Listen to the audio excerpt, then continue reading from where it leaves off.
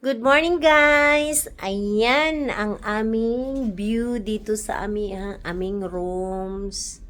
Dito sa gising na ang mga agila. Agila. Ayan itong ano na yan, building na yan is busy place. Lahat ng mga concert dyan. Soccer, concert, anything dyan naglalaro. Kasi pinakamalaki dito sa Vancouver ang aming basic place.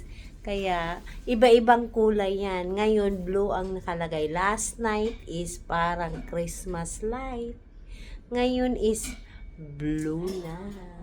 So, see you guys! Kasi,